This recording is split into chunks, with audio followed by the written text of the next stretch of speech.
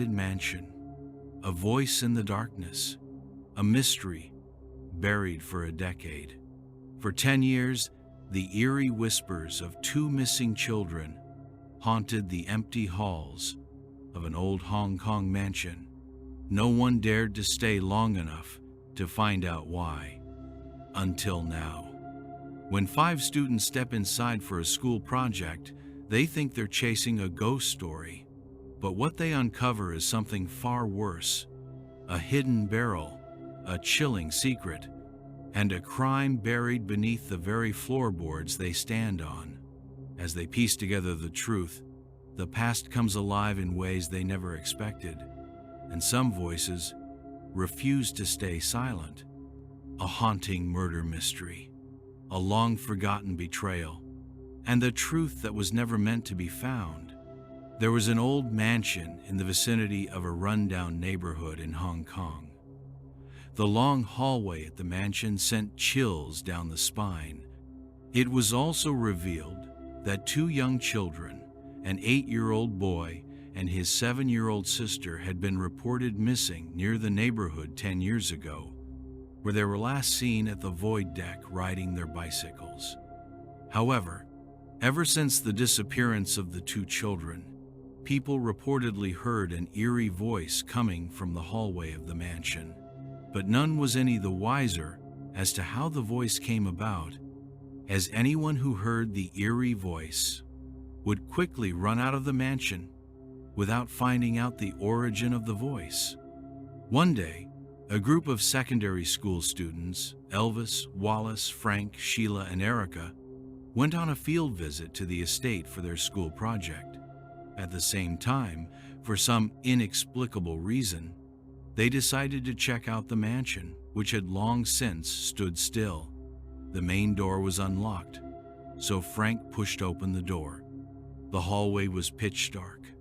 There was an eerie feeling in them when they entered the mansion. However, the students still wanted to check out the mansion. As they walked along the hallway, the eerie feeling intensified, as if to say, "I have a feeling that something bad is going to happen." Nevertheless, the students remained undeterred. Elvis turned on the torchlight as they walked along the hallway. Suddenly, they could hear a melancholic voice in the hallway, but when they looked around, there was no one there. "Did anyone hear that?" Frank asked, with his voice a little more than a whisper.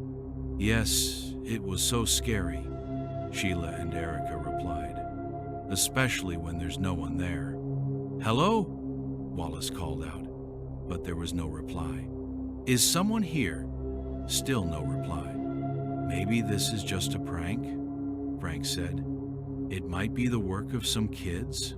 "This can't be possible," Elvis said. "No one stays in this neighborhood any longer, especially after the disappearance of the 2 children 10 years ago." Just then, the melancholic voice could be heard again. The students initially wanted to run out of the mansion, but eventually, curiosity got the better of them, and they decided to check out the origin of the voice. As they walked further along the hallway, the voice intensified. It came from a barrel. Elvis lifted the lid of the barrel. To their horror, they saw 2 young skeletons buried under the barrel containing soil. Frank and Wallace put their hands over their mouth in shock.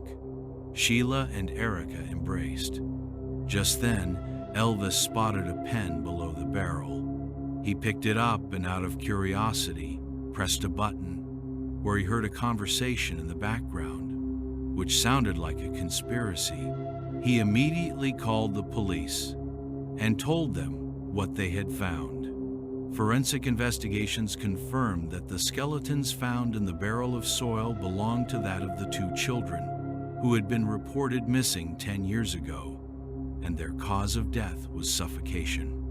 Police investigations further revealed that the 2 children had been dead before they were reported missing, hence determining that the missing persons report was an attempt to cover up their deaths. After a long and thorough investigation, it was revealed that the children's aunt was the murderer. She had been the guardian of the children after their parents passed away. The parents of the children had left them a massive inheritance, which would belong to them when they turn 18. The aunt, greedy for the inheritance, hatched a plan to get her hands on it. She hired 2 thugs to have the 2 children killed, which they did by suffocating them. She collaborated with the thugs to bury the bodies of the 2 children into the barrel with soil. After that, she gave them money to flee Hong Kong and reported the 2 children missing to cover up the murder. However, she had neglected the pen recorder which the children had accidentally left behind while playing a few days before their death, the very pen recorder which recorded evidence of her crimes. The perpetrators were eventually apprehended and dealt with to the fullest extent of the law. As far as anyone was concerned, the case was closed. Besides getting an A for the school project, Elvis, Wallace, Frank, Sheila, and Erica were commended for having solved the cold case.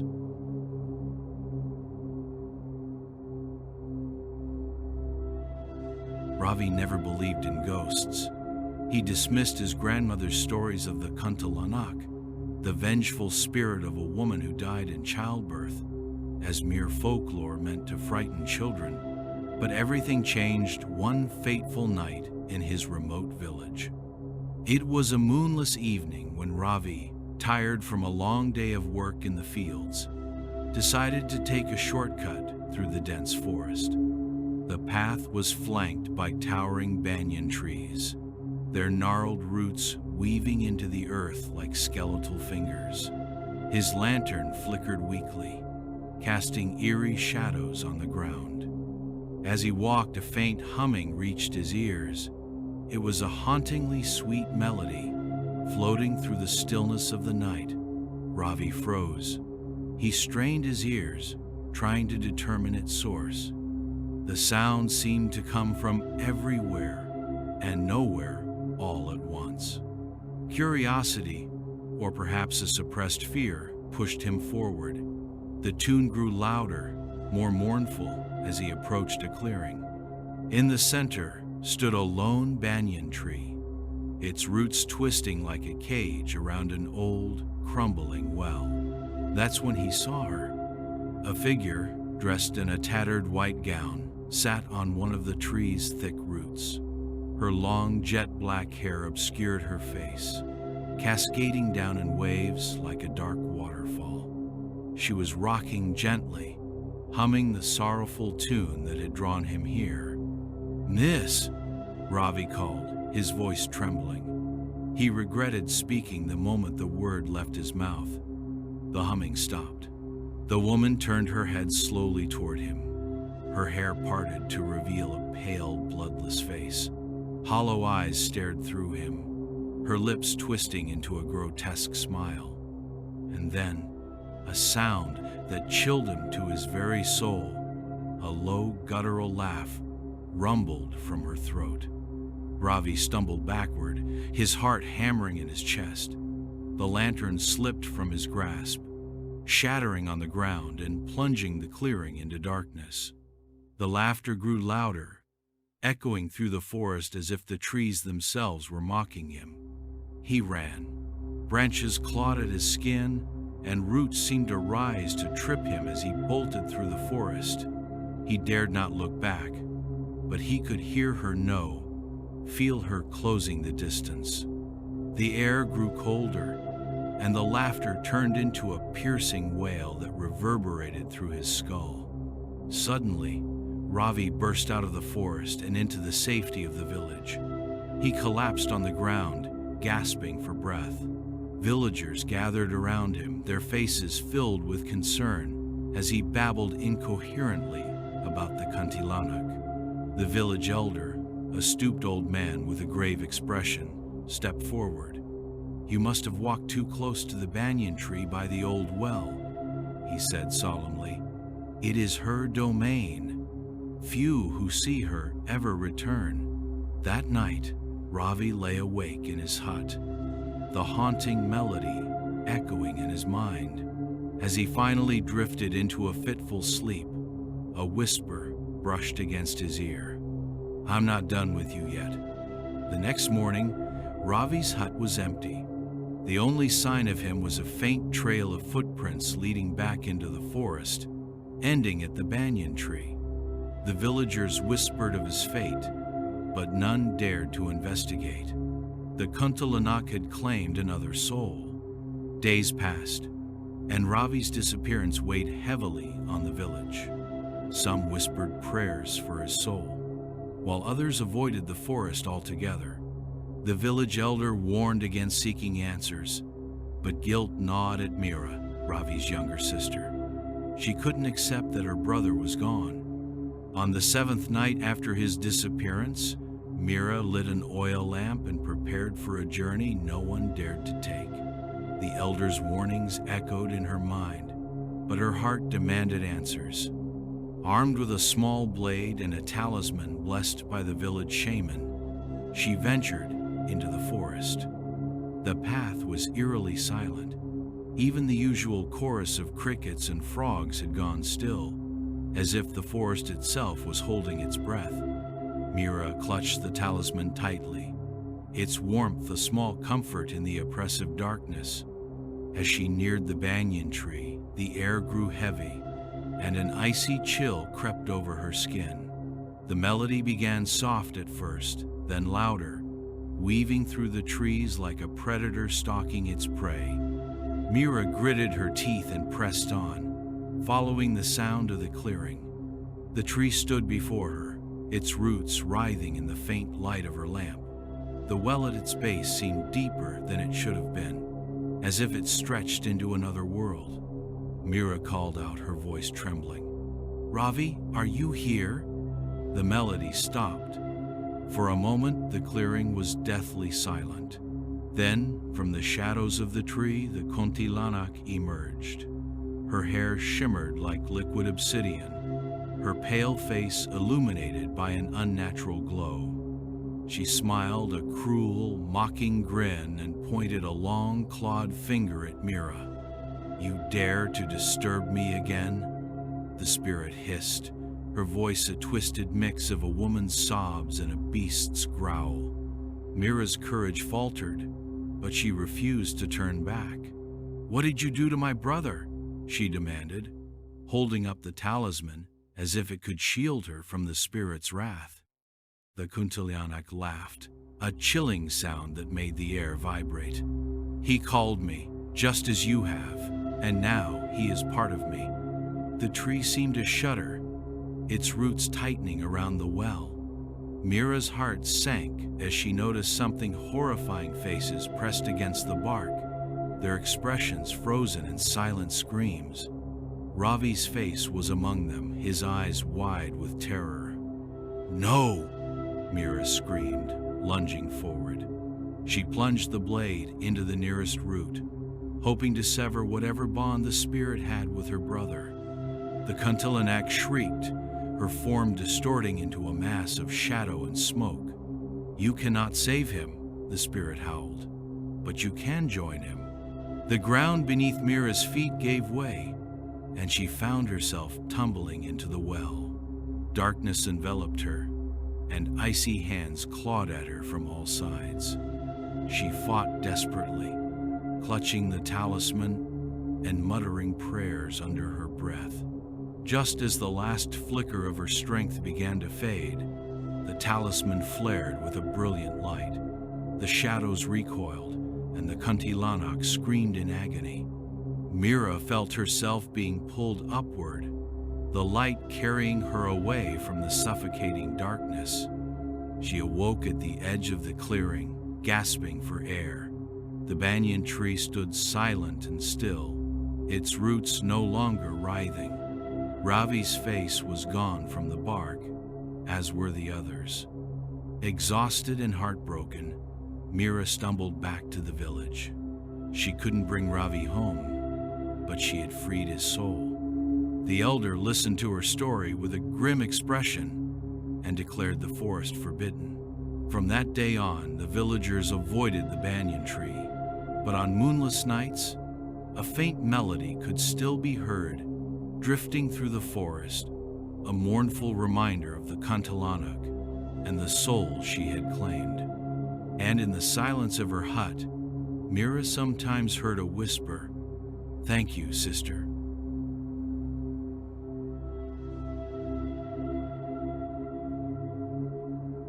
In the quiet stillness of the evening, the rustling of leaves outside was the only sound that broke the silence.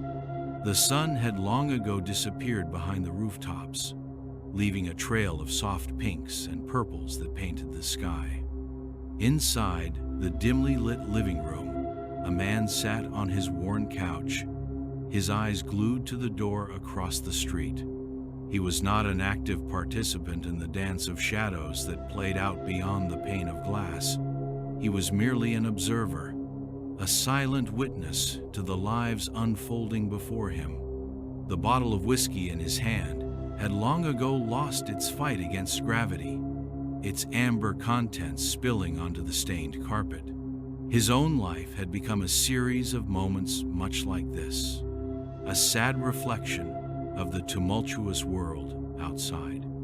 The house around him was a mirror of his soul, neglected, peeling wallpaper, dusty surfaces, and a floor that hadn't felt the touch of a broom in months. Yet, he found a strange comfort in the chaos, a familiarity that kept the heaviness of his solitude at bay. As the days bled into one another, the man's vigil at the window grew more intense. The young couple across the street had become a silent soap opera, their every gesture and expression a clue to the plotline of their marriage. He watched as the woman's laughter grew less frequent, her eyes more guarded. The husband's shoulders, once broad and proud, began to slump, his footsteps heavier as he climbed the porch stairs each night. The man felt a pang of something akin to empathy, a dull ache that reminded him of his own failed relationships. One night, the man's solitary reverie was shattered by the sound of a slammed door. The wife stormed out of the house, her face a contorted mask of anger and pain. He set down his whiskey bottle, the clink against the side table, jolting him out of his daze. For the first time in what felt like an eternity, he felt the urge to do more than just watch. He pushed himself off the couch, his legs protesting the sudden movement, and stumbled to the window. The couple's argument grew louder, the words muffled, but the anger palpable. The man felt his heart race, his palms grow slick with sweat. He shouted, his voice hoarse from disuse, "Hey, is everything okay over there?" His words floated into the night air, unheeded. The husband and wife were locked in their own world of bitterness and betrayal. The man's throat grew tight as he watched the husband's hand rise, then fall in a gesture that was all too familiar. He had seen this scene play out before in his own house, with his own hands. The shout grew louder, more desperate. "Hey, stop it! Someone call the cops!" But when he looked back out the window, the couple was gone. The porch was empty, the door hanging wide open. The street was eerily quiet, as if it had swallowed the discord whole. He stumbled back, dropping his phone in the process. It clattered against the floor, forgotten in the face of his racing thoughts. Had he imagined the whole thing? The man's mind reeled, the whiskey's warm embrace suddenly feeling like a noose around his neck. Days turned into weeks, and the house remained vacant. The quiet was unsettling, a stark contrast to the silent screams that had once echoed through the night. The man continued his vigil, though now it was less about the neighbors and more about the ghosts of his own past. The whiskey remained a constant companion, a crutch that helped him navigate the dark corridors of his memories. He knew he needed to get out, to do something, but the comfort of his couch was a siren's call he couldn't resist. And then, like a beacon of hope, A moving truck pulled up outside the quiet house. The man watched with bleary eyes as boxes were unloaded and carried in. His curiosity piqued. A young couple emerged, their smiles bright and their eyes full of promise. He recognized the look, had worn it himself once. They had a child with them, a little girl with a head full of golden curls who looked about 6 years old. She danced around the yard with an infectious joy, her laughter a sweet melody that seemed to chase the shadows away. The man took a long pull from his whiskey bottle, the burn in his throat a comforting reminder that he was still alive. He watched the new family settle in, their every move a testament to the beginnings of a new life. The woman's arm was around the man's waist, her hand resting gently on his hip. The way they looked at each other, the gentle touches, the shared laughter, it was like watching a movie where the plot had been rewritten to exclude the tragedy he had seen so often. But tonight, the storm had other plans. The sky grew darker, the wind howling like a banshee, tearing at the branches of the trees. Rain pounded the windows, making it hard to see, but not hard enough to miss the scene unfolding across the street. The couple's voices rose, their silhouettes framed by the living room light, their shadows dancing an angry tango on the wall outside. The man's hand clenched around the whiskey bottle, his knuckles white. The words were indistinct, but the anger was as clear as the lightning that cracked the sky. The little girl, once the picture of innocence, now stood in the doorway, her eyes wide with fear. She looked up at her parents, her small frame trembling. Without warning, she broke free from the house, her bare feet slapping against the wet pavement. The man on the couch shot up, his heart hammering in his chest. "No," he screamed, but the storm swallowed his voice whole. The couple's fight had reached a crescendo, oblivious to the danger their daughter faced. The man watched as the little girl wandered closer to the street, the rain plastering her nightgown to her tiny body. His eyes grew frantic, searching for any sign of the oncoming car. The wind howled around him, the whiskey bottle forgotten on the floor. He stumbled towards the door, his legs unsteady from the alcohol and the horror of the moment. With the storm as his cacophonous backdrop, he tried to shout a warning, but the words barely left his throat. The whiskey had stolen his voice, leaving only a hoarse rasp. The world outside was a blur of rain and shadows, the yellow streetlights casting eerie halos around the puddles that had formed. He could see the headlights approaching, the car speeding through the rain-slicked streets. His heart hammered in his chest, a painful reminder of his own impotence. The little girl, lost in her own world of fear, didn't see the car until it was too late. Her eyes grew wide, reflecting the harsh lights. The man watched in horror as time seemed to slow, each raindrop suspended in midair. The car's brakes screeched, a high-pitched wail that pierced the night, but it was too late. The impact was a sickening thud that seemed to shake the very foundation of his house.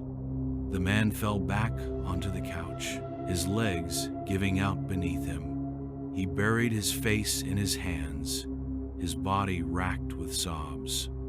The whiskey bottle lay forgotten on the floor, a pool of amber liquid seeping into the carpet.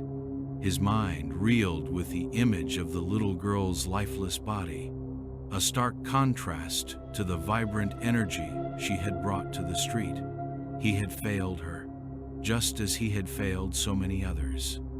The warmth of the liquor called to him, a siren's song promising to dull the pain. As the storm raged outside, the man felt a coldness seep into his bones. The house across the street, once a stage for his silent drama, was now a crime scene, yellow tape flapping in the wind. The moving truck that had brought the couple and their child now took them away, the taillights fading into the night. The curtain had closed on yet another act of the tragedy that seemed to plague the neighborhood. The house stood vacant once more, a silent sentinel to the fleeting nature of happiness. One evening, the whiskey had taken too much of him, and the man looked in the mirror, seeing not his own reflection, but the faces of those he had failed. The house had seen too much, held too much pain, and it was time for a change.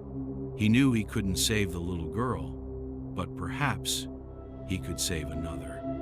With trembling hands, he let the bottle slip from his grasp, watching it shatter on the floor, the shards of glass reflecting the shattered pieces of his soul. He stumbled out of his house, the rain a cold slap against his face, sobering him slightly. The street was a river of regret, the glow of the streetlights illuminating the path to the abandoned house. Each step felt like a pilgrimage, a journey to atone for his inaction. His feet squelched in his wet shoes as he approached the house, the yellow tape still fluttering in the breeze like a sad, forgotten party streamer. The man paused, the whiskey bottle's jagged edges digging into his palm. The house loomed before him, a silent sentinel of shattered dreams. He took a deep breath, the chill of the night air mixing with the stench of his own despair. With a final desperate heave, he hurled the bottle at the house.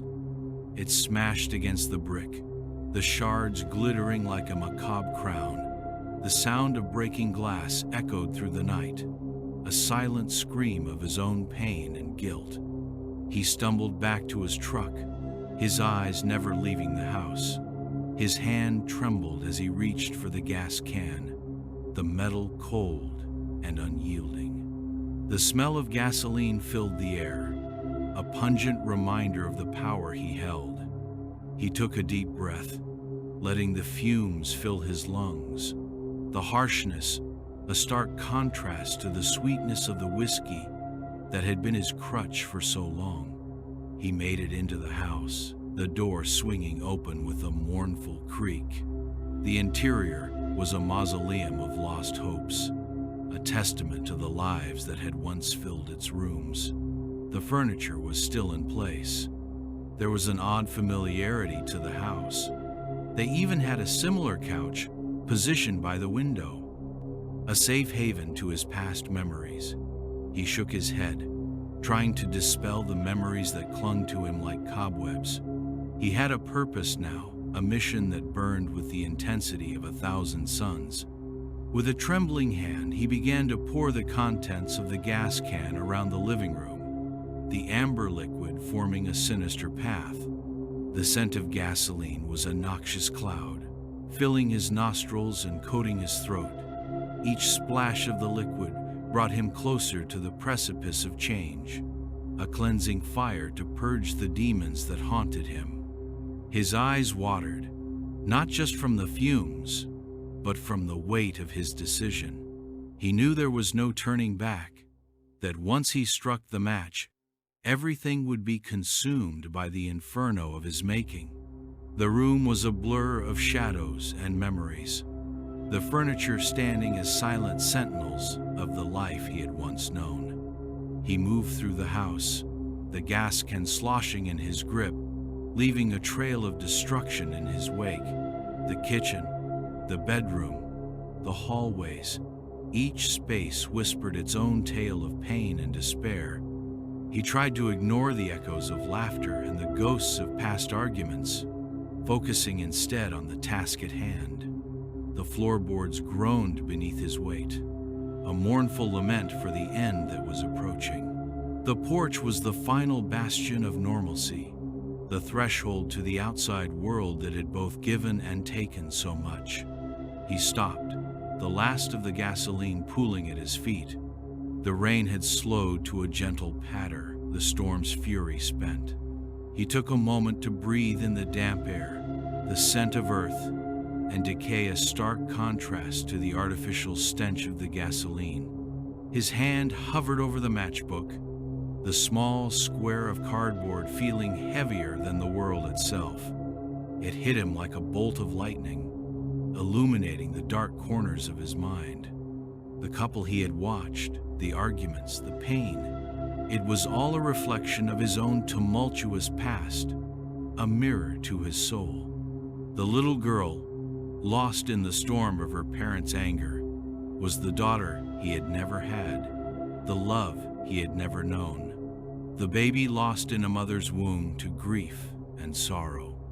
The house was not a silent witness to the lives of others, but a prison for his own tortured memories. He had been living in a delusion, watching himself play out the same tragic scene over and over again. He had watched his own undoing and wasted life that started with so much promise, only to end at this moment for no one to see. He struck the match, determined to finish what he started. Sounds of thunder shared a new memory of once had already been. He slowly bent over, lighting the fumes that hung in the air above the porch. He watched as the flame followed the trail only laid out moments earlier. The rain began to slow, allowing moments of sunlight to touch the now forgotten street. With a sense of relief, the man took a deep breath and walked into the burning house.